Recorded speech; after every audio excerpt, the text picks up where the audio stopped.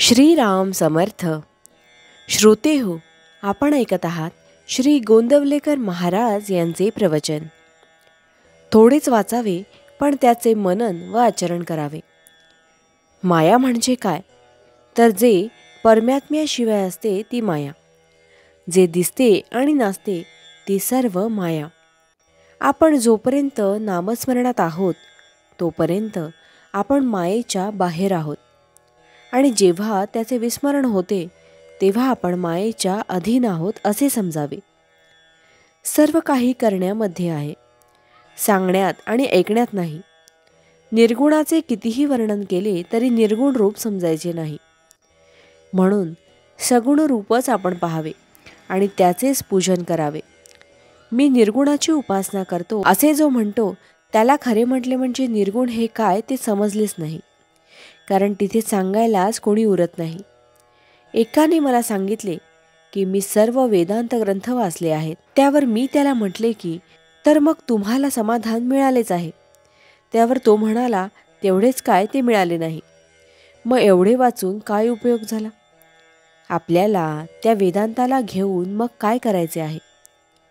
आपण आपली भोळी बाबडी भक्तीच करावी. देवाला अनन्य शरण जाऊन त्याचे नामस्मरण करीत जावे, म्हणजे सर्व काही मिळते.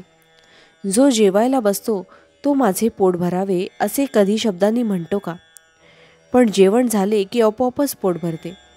आपण ग्रंथांमध्ये जे वाचतो ते जर आपण आचरणामध्ये आणले नाही तर त्या वाचनाचा उपयोग काय?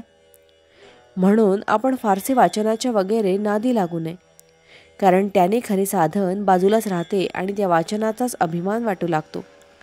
म्हणून थोडेच वाचावे आणि त्याचे मनन करावे. शरीराच्या अगदी लहान भागाला लागले तरी सबंध देहाला वेदना होतात. त्याप्रमाणे दिवसाची एक घटका जरी आपण भगवंताच्या स्मरणात घालवली तरी सबंध दिवस त्यामध्ये जाईल, आणि दिवसाचेच महिने, महिन्यांचेच वर्ष आणि वर्षांचेच आपले आयुष्य बनलेले असते. या दृष्टीने आपले सर्व आयुष्य भगवंताच्या स्मरणात जाईल. प्रपंचाची आवड असू नये, पण प्रपंचातल्या कर्तव्याची आवड असावी. प्रपंचातली कर्तव्ये करणे हे पवित्र आहे हे खरे, पण त्यामध्ये गुंतून राहणे बरे नव्हे. म्हणून आपण मनाने भगवंताचे होऊन राहावे.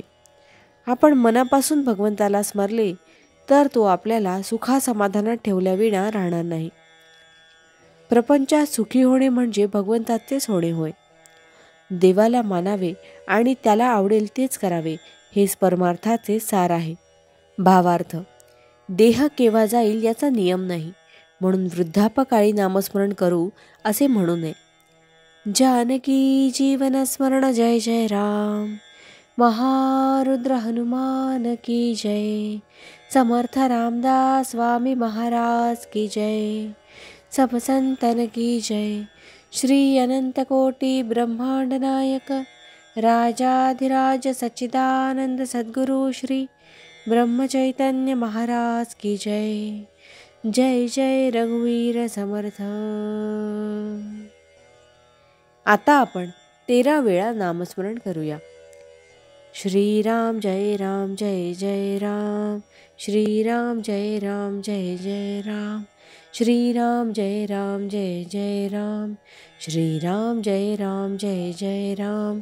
श्रीराम जय राम जय जय राम. श्रीराम जय राम जय जय राम. श्रीराम जय राम जय जय राम. श्रीराम जय राम जय जय राम. श्रीराम जय राम जय जय राम. श्रीराम जय राम जय जय राम. श्रीराम जय राम जय जय राम. श्रीराम जय राम जय जय राम. श्रीराम जय राम जय जय राम.